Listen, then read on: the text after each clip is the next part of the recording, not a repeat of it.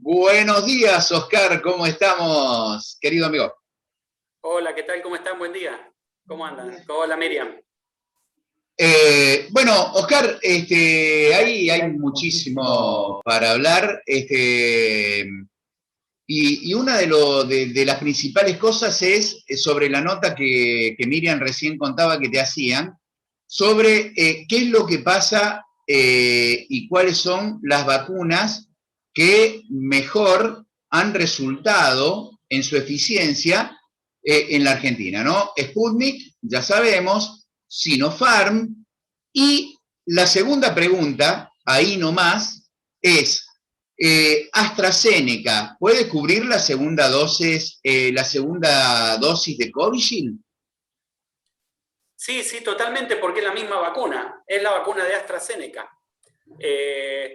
Lo único que la fabrica otro laboratorio es como, por ejemplo, la vacuna de Sputnik, si se llega a fabricar acá en la Argentina, y aquellos que recibieron la primera dosis de la que venía de Rusia reciben la segunda dosis de la fabricación local, porque en realidad el compuesto es el mismo.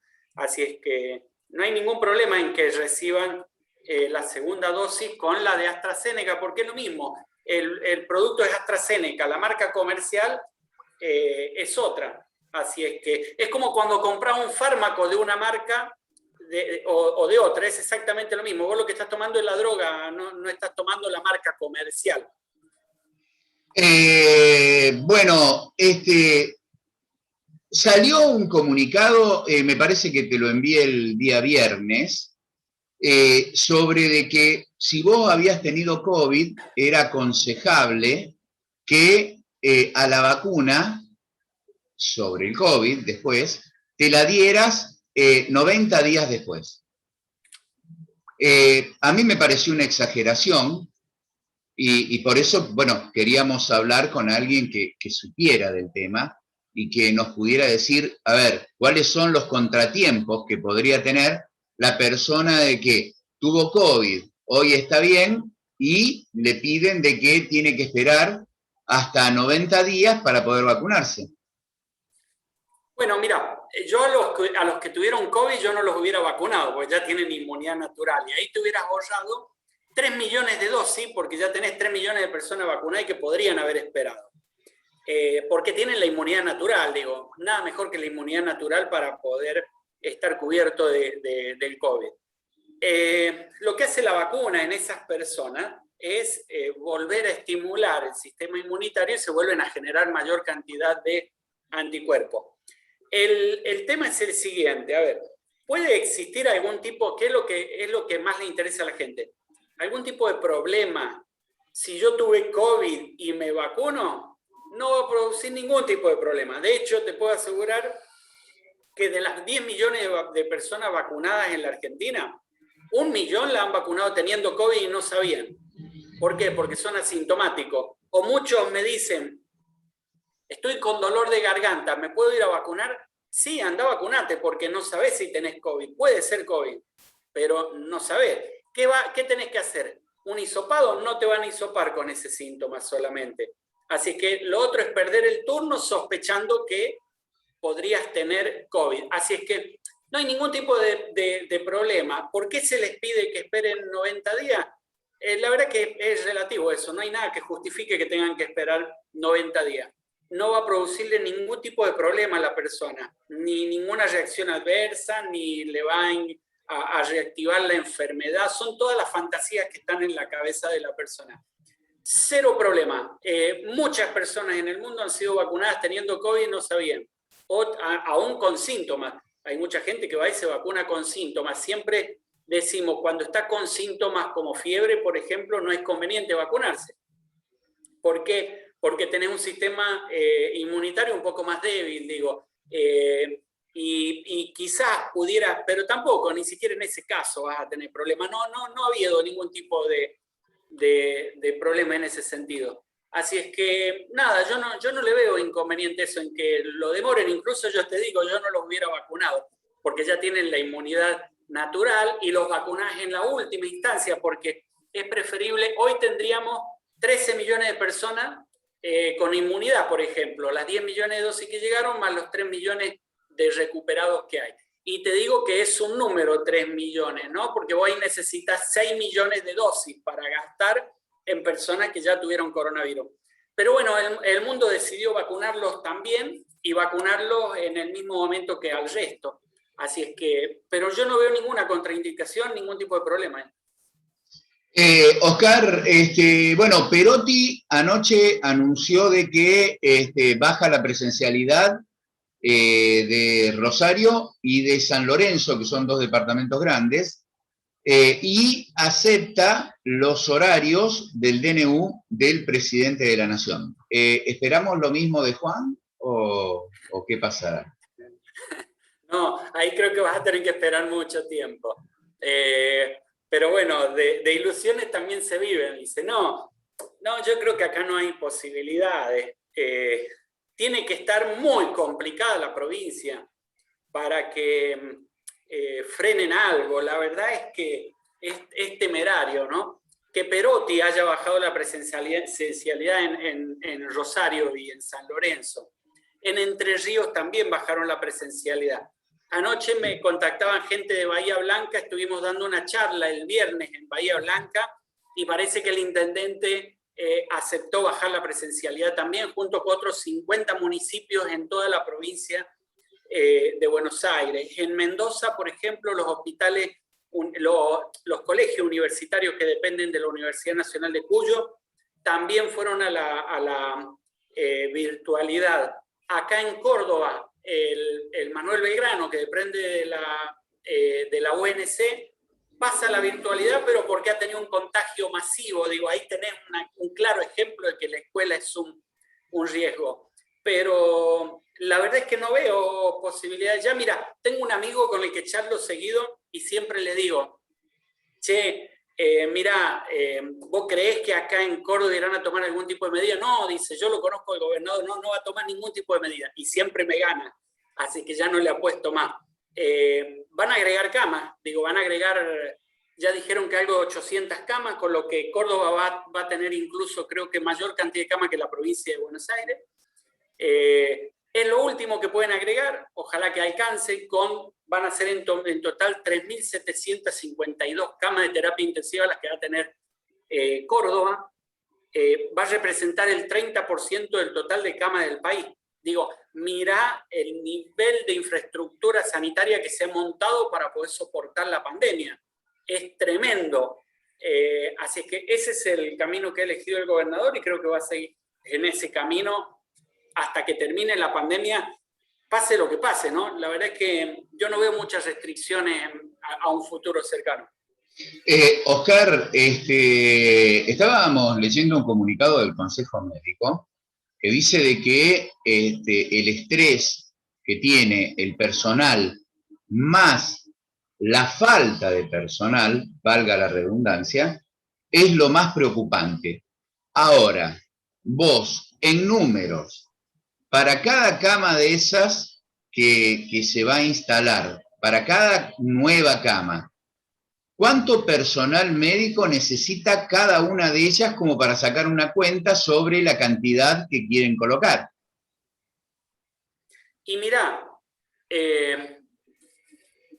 ya te digo que para atender esas 850 camas no hay personal, no alcanza. Vos por cada, pensá que más o menos una terapia intensiva que tiene 10 camas, que es una terapia intensiva de una clínica, un sanatorio común, ¿no? No tienen más que eso, 10 camas. Vos necesitas por lo menos de forma simultánea 3 enfermeros por turno, son turnos de más o menos 8 horas, así es que necesitas por lo menos 9 enfermeros para poder cubrir esas 10 camas. Después necesitas por lo menos también 3, 4 médicos, porque los podés hacer trabajar 8 horas, en algunos casos pueden hacer guardias de 24 horas, pero también tener los colegas, los médicos que van y trabajan rotativamente. Allí vas a necesitar también por lo menos 6 médicos, kinesiólogo respiratorio, vas a necesitar por lo menos 4, 3 o 4. Es decir que para 10 camas necesitas por lo menos 20 profesionales, sin contar personal administrativo y el resto, ¿no? Porque también necesitas radiólogos, porque hay que hacerle tomografías, hay que hacerle radiografía. Es decir, que es una infraestructura bastante grande la que se necesita para poder cubrir esas 850 camas. Que tampoco están, ¿no? Porque acordate que esas camas las vienen anunciando desde, no sé, creo que el año pasado ya anunciaban agregar estas 800 camas, 900 camas, y nunca se agregaron. No se agregan porque no hay personal, digo. Leía el comunicado ese del Consejo de Médicos, que fue el martes de la semana pasada, y es totalmente claro, digo, ya no hay recursos, no hay más médicos, no hay más enfermeros, se termina todo. Creo que es el límite máximo que puede estirar la provincia. Hasta ahí puede llegar y atendiendo mal, ¿no? Va a pasar como pasa en algunas regiones, ahí como San Francisco, que la tasa de letalidad de personas internadas en terapia intensiva está en el 75%, cuando a nivel nacional está en el 50, 52%. Es decir, vos sobrecargás un sistema sanitario y yo te puedo asegurar que, mira, hacer una guardia de 24 horas, tener que atender pacientes críticos durante 24 horas sin dormir, te digo que es humanamente soportable las primeras 7, 8 horas. A partir de allí te cuesta muchísimo razonar, porque ya estás cansado, estás molesto, estás irritado. Imagínate los pacientes que atendés en la hora 15, 16, en la hora 20, sin dormir. No sé si has intentado estar sin dormir 24 horas bajo alta tensión. Vos quedás destruido por las 12 horas siguientes, pero al otro día a las 8 de la mañana tenés que volver a estar atendiendo pacientes. Es decir que es muy complejo, por eso es que el Consejo de Médicos sale y comenta este tipo de situación, porque no son humanas. Digo, trabajar en guardias médicas de alto requerimiento, como pasa con el COVID, es muy, muy complejo. Además, vos pensás que de cada 2 pacientes, que eso nadie lo cuenta esto, ¿viste? Es todo, sigamos para adelante que vemos después qué pasa. No es vemos qué pasa. Vos no sabés lo que es que se te mueran de cada 2 pacientes uno.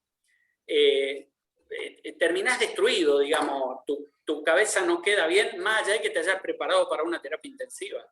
Es muy complejo, ¿no? Hasta miserable pensar por parte de algunos en que la solución está en seguir agregando camas.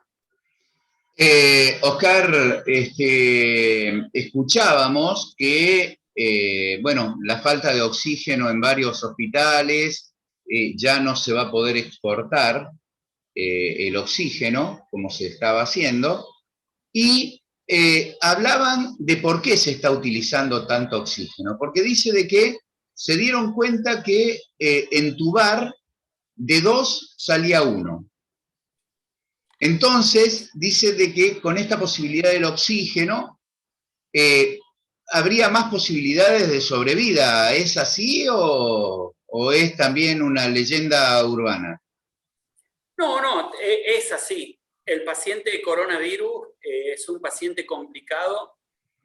Aquellos que hacen la modalidad grave, que es la neumonía bilateral, les queda muy poco parénquima, muy poco espacio pulmonar para que pueda oxigenar. Entonces tenés que ventilarlos muy, muy bien para poder sostenerlo con vida. Hay otros temas que no da para charlarlo acá, porque tienen que ver mucho con toda esa intimidad de la terapia intensiva que no es para nada agradable. Digo, la gente ni siquiera puede llegar a imaginarse, ni en sus peores sueños, lo que pasa ahí adentro. Porque son situaciones extremas. Vos estás caminando por el borde de la vida con muchísimos pacientes y hay veces que un poquito más de oxígeno marca esa diferencia, pero también se puede llevar a un paciente, digo. No es fácil mantener ese equilibrio, es muy, muy delgado entre la correcta ventilación de un paciente y que se te produzca un enfisema en piel, por ejemplo. Digo, pero son detalles que no sé si tiene sentido que lo traigamos acá. Por eso es que el oxígeno es un bien preciado. Y fíjate que ya empezamos a hablar de que hay hospitales que empiezan a comprar sus propios compresores de oxígeno, que tienen sus propias fábricas de oxígeno y está bien que no se exporte más, ¿no? Aumentó un 1000% el costo del oxígeno. Así que fíjate si el mundo lo está requiriendo. Yo te diría, para que te des una idea, que hay países en donde la mitad de la gente está muriendo asfixiada porque no tienen oxígeno. Es lo que pasó durante el mes de marzo en Chile. Más de la mitad de la gente moría sin llegar a los hospitales. Es tremendo. Bueno, hemos visto imágenes de Perú, de Ecuador, que la gente salía a comprar tubos de oxígeno. Tubos que te duran desde 5 horas hasta te pueden durar 2 días, pero si te duran 5 horas porque tenés que poner más oxígeno, anda a conseguir plata para poder sostener eso. Digo, es muy delicado. Yo anoche discutí ahí con un periodista de Buenos Aires, terraplanista ¿viste? Me da mucha bronca, porque decía y publicó un título grande, decía: Atienza siempre el miedo, porque me vieron en el programa de C5N anoche y le explicaba que la situación no es fácil. Digo, me gustaría llevarlo a este chico 10 minutos a una sala donde hay 100 pacientes internados, todos intubados, boca abajo, y que mire un poquito y se va a dar cuenta que no es miedo, es real.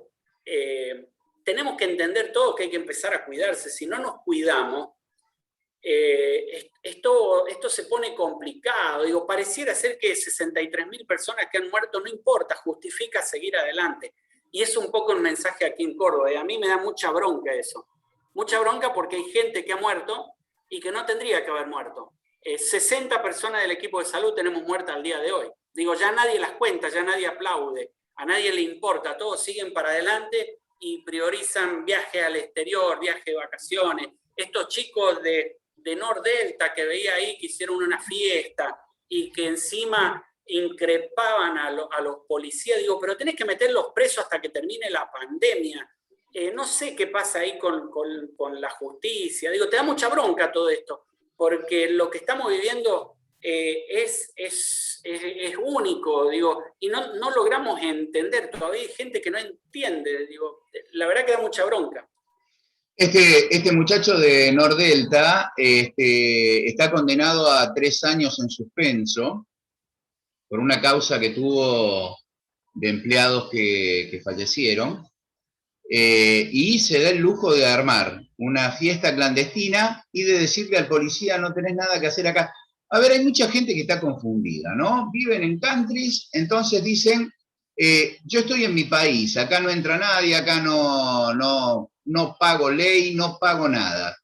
Me parece que ahí está el problema que tenemos. Hay gente que no entendió, pero en todos lados hay gente que no entendió, inclusive nosotros aquí lo vivimos también. Y acá es donde quiero llegar. La Nación, el Ministerio de Salud, hizo un mapa donde casi todos los departamentos de Córdoba, por no decir que todos, son de alto riesgo epidemiológico. Resulta ser de que aquí tenemos unas restricciones tibias que son desde las 12 de la noche de lunes a viernes, y sábados y domingos es hasta la 1 de la mañana, o sea, nada, lo mismo que siempre. Los deportes al aire libre se siguen jugando desde las 6 de la mañana hasta las 11 de la noche. Entonces, bueno, es como que no aprendimos, como que tenemos casi 35 muertos, para nada. Y si todo sigue así, como hasta ahora, que no baja la presencialidad, fíjate qué casualidad que Trota invitó a los ministros de Educación de Entre Ríos, al gobernador de Entre Ríos, a Perotti, al ministro de Educación de Perotti, y no al nuestro. Que bueno, o sea, sabemos que es un compendio de la bajada de línea que le hace Schiaretti, pero por lo menos me parece que hubiera tenido que estar, porque Córdoba es de alto riesgo epidemiológico, nos guste o no nos guste, y más nosotros. Así es, mirá, Córdoba está fuera, en lo que es coronavirus, está fuera de todos los parámetros internacionales del indicador que vos busques, del que busques. Córdoba está fuera de todo rango. Lo que pasa es que saben manejar muy bien la información, digamos, hay gente muy picante detrás que trabaja en la OPS, que ya lo hemos visto, ya han sido ministros de la provincia de Córdoba, que son un poco los que están manejando esta situación. Pero Córdoba está por fuera de todo rango. Ahora, es una provincia sin control, porque ¿para qué lo van a invitar? Yo estoy seguro que lo han invitado, digo, pero ¿para qué van ahí si saben que no, que acá en Córdoba no van a hacer caso? Si ya sabemos cómo se maneja. Córdoba y Cava, Ciudad Autónoma de Buenos Aires, con La Reta, es como si tuvieran sus propios países. Digo, pareciera ser que acá en Córdoba estamos alineados a Estados Unidos, a Brasil, porque tenemos igual que Cava, ¿no? Tienen la misma alineación. No es broma lo de la isla. Digo, así es como nos han enseñado a pensarnos los cordobeses, que somos distintos, diferentes, y que vivimos en una burbuja, como que si fuésemos superiores. No, somos argentinos, vivimos en el mismo país, tenemos que ser solidarios para con el resto. Solidario en el sentido de que Córdoba es una provincia muy mirada por otros gobernadores y que de algún modo, si Córdoba y Cava fijan una estrategia, un posicionamiento ante la pandemia, ya sabemos que hay otros gobernadores que lo van a seguir. Digo, esto es una cuestión de liderazgo y allí los liderazgos de las provincias son muy importantes. Yo creo que hasta por una cuestión no solo de empatía por los cordobeses, que estamos pasando necesidades muy, muy complejas y que tenemos toda la provincia en alto riesgo. Toda, desde donde la mires, en todos lados, a mí me llaman todos los días de todos los medios. Del interior, mirá, me llaman hasta de pueblitos que tienen 1000 habitantes que tienen incendiado todo. Por donde mires hay casos de coronavirus. No se hace nada. Hay una inacción, ya es como que dimos vuelta a la página y miramos para otro lado. En ese sentido, ¿cómo solucionás el problema de Córdoba? Si nos hicieron pensar, y esto viene de la época de Angelós, ¿no? Angelós fue uno de los primeros que dijo Córdoba es una isla o algo así. Y desde allí en más trabajaron un poco más ese concepto y hoy nos mantiene aislados de todo el país con la más alta tasa de infectados por cada 100.000 habitantes. Y en Córdoba vos tenés más probabilidad de morirte por coronavirus que en cualquier otra provincia, ¿no? Salvo Cava, que están ahí peleando cabeza a cabeza. Pero yo me parece que hay que empezar a trabajar un poquito más con la gente y explicarle, mire, esto no es así, el virus no distingue entre un cordobés, un santafesino, un entrerriano, un sanjuanino. Nos pega todo por igual, pero mínimamente tendría que haber desde el gobierno un discurso, algo más consciente, qué sé yo, más de gente nos cuidemos, por favor usen barbijo, no hagamos fiesta. No dicen nada, es decir, te dicen vamos a agregar 800 camas más de terapia intensiva y la gente está contenta porque cree que va a tener 800 camas más y va a tener lugar. 400 mueren de cada esas 800 camas. Digo, entienda que si va a usar una de esas camas tiene 50% de probabilidad de salir con vivo y no es que esté acá metiendo pánico, son las estadísticas. En San Francisco el 76%. Para que se den una idea, digo, cómo por regiones esto incluso puede empeorar. Italia pasó de tener una letalidad de 2 puntos a 17 puntos el año pasado. Fíjense lo grave que es no tomar medidas para con el coronavirus.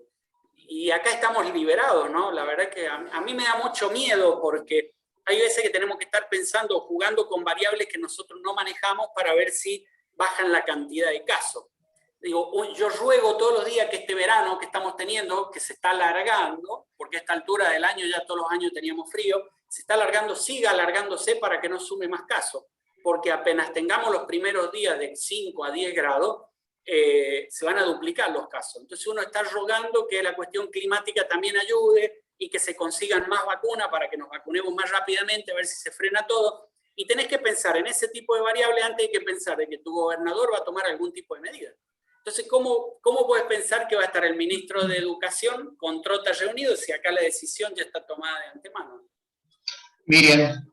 Sí, doctor, coincido con lo que usted dijo recién, es lo que nosotros venimos interpretando, el manejo de la información.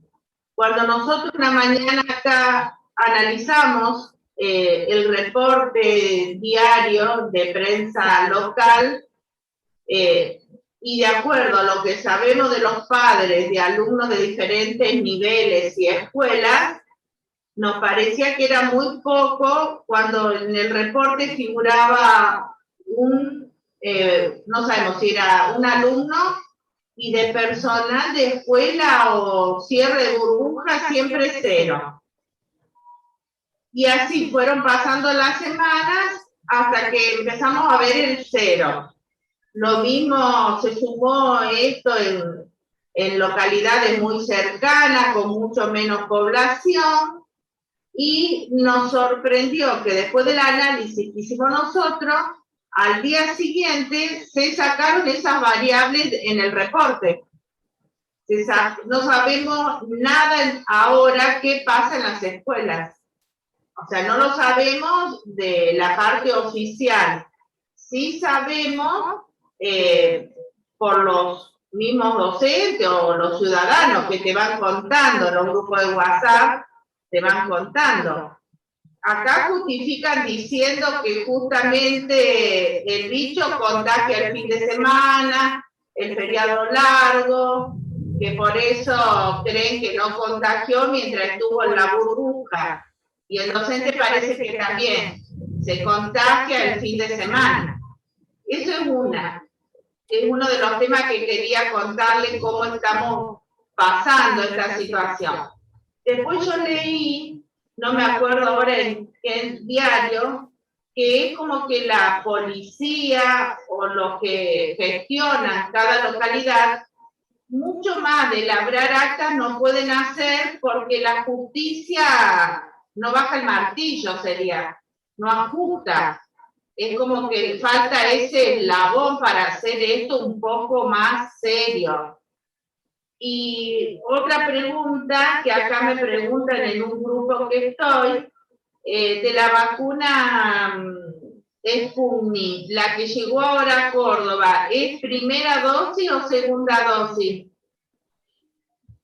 Según tengo entendido, es primera dosis la vacuna que llega a Sputnik. Son algo de 50.000, así que es una cantidad importante. Con respecto a los otros temas, el tema de las escuelas y los infectados, sí, coincido plenamente. Ahí está todo dibujado, no hay duda que está todo... a ver, tampoco tenemos la información, no está la información, no la publica, no hay un portal en donde uno pueda saber cuántas burbujas hay bloqueadas, cuántas personas... Mire, yo les digo en mi caso, la burbuja en la que participa mi hija, que se bloqueó al tercer día de asistir, nunca nos dijeron quién fue el infectado ni cuántos fueron, ni si fue un alumno o un docente. Digo, esa información que la guardan, cuando tendrían que darla por lo menos para poder denunciar cuando uno va a hacer hisopar al hijo, que es contacto estrecho de otra persona. Digo, esa información mínimamente la tendríamos que tener. Bueno, nunca pude obtener esa información, todo eso está tapado. Y sobre el otro tema de la justicia, uno siempre espera que la justicia actúe. Este chico de Nordelta, uno esperaría que por lo menos lo tengan detenido un par de días, pero sabemos que ya debe estar libre. Sin embargo, alguien se roba una gallina y queremos que le den cadena perpetua y, si es posible, la pena de muerte. Digo, a ese nivel estamos con la justicia en la Argentina. Tuvimos un juez que este fin de semana le pidió al presidente que no emita más DNU. Digo, esa es la justicia que tenemos en la Argentina. ¿Cuándo ha visto que un juez le diga al presidente que no use un DNU, que son los decretos de necesidad de urgencia que lo tienen todos los presidentes del mundo? Bueno, acá tenemos un juez que es más importante que el presidente de la nación. Mirá el delirio. Esa es la justicia que tenemos. Y no quiero profundizar más porque no entiendo mucho del tema, solo escucho estas incongruencias que digo están fuera de lugar plenamente. Que un juez crea que está por encima de un presidente y que le diga que no use el DNU. Digo, ¿por qué no lo miraron con los presidentes anteriores que gobernaron con DNU? ¿Por qué ahora, justo ahora? Así es que nada, qué sé yo, habrá que hacerse de paciencia, algún día va a despertar la justicia y entenderá que si ellos hubieran participado hubieran ahorrado muchas muertes, porque estas fiestas clandestinas, lo que hay que hacer allí es entrar, imputar penalmente a todos bajo el artículo, creo que el 205 del Código Penal, y cuando imputes a los 200, 300 que están en la fiesta clandestina de una fiesta, no tenés más fiestas clandestinas porque la gente no es tonta. La gente va allí porque sabe que llega un momento de la noche en el que aparece, después que hicieron mucho lío, aparece una patrulla, prende la sirenita y todos salen caminando a sus casas sin ningún tipo de consecuencia. Así es que habrá que hacerse de paciencia y en algún momento empezará a funcionar todo. Oscar, ¿tenemos esperanza de que no se nos vayan los números para arriba, no tomando medidas concretas? Bueno, se aplicó la restricción de circulación nocturna, pero ¿eso alcanza? No, no alcanza. Digo, seguimos teniendo 25.000 casos diarios de lunes a viernes. Ayer tuvimos 11.000. Para un domingo es una locura. Pero además no es un domingo cualquiera, fue el domingo después del Día del Trabajador. Es decir, tener esa cantidad de casos, la verdad que asusta. No, no alcanza. Vos el coronavirus lo haces bajar cuando tomás medidas. Si no tomás medidas, sigue subiendo. Es así de simple. Así es que las expectativas a futuro, cuando llegue el frío y la variante de Manaus sea la prevalente, va a ser que aumente la cantidad de casos. No hay ni una medida que justifique que la cantidad de casos baje. Quizás el control del transporte que se ha hecho a nivel nacional te quite 2.000 casos por día, pero no más que eso. Digo, la cantidad de casos o la masividad de casos la produce toda la actividad que vemos en la calle. Yo estoy acá en la calle Colón, miro así para afuera y vos ves actividad plena, ves los autos uno detrás del otro, la gente caminando, no hay ningún tipo de restricción. No lo vas a lograr, no bajan los casos milagrosamente. Si no, esto hubiera sido ya la solución a nivel mundial. Y no, en el mundo se bajan los casos cuando se toman medidas duras. Hoy Francia abre todo después de casi 4 meses de confinamiento. Esto para aquellos que dicen que la Argentina tuvo la cuarentena más larga del mundo, que fueron apenas 40 días lo nuestro. Si hubiéramos hecho una cuarentena como hizo Inglaterra, Alemania, Francia, esto hubiera sido no sé qué, porque ellos han tenido más de 6 meses, en total más de 6 meses de cuarentenas duras, estrictas. Inglaterra empieza a levantar ahora y está en cuarentena desde el mes de diciembre, igual que Francia y Alemania. Así es que, y fíjate que para algunos Argentina es la que tuvo la cuarentena más larga del mundo. Así es que nada, paciencia. Totalmente. La última, Oscar. Bueno, ¿quién paga el costo político de los muertos perdidos? Y alguien se va a tener que hacer cargo de todo esto.